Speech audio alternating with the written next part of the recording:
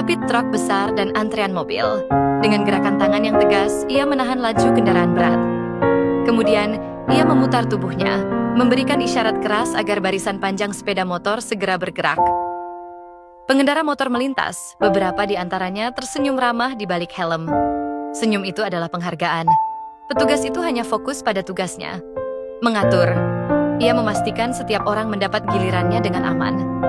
Di tengah kebisingan dan panas, ia adalah penggerak yang menjaga ritme kota, menjadikan setiap lambaian tangan sebagai jaminan keselamatan, menjaga agar janji pagi setiap orang, pergi bekerja, mengantar anak, atau membawa barang dagangan, bisa terwujud dengan aman.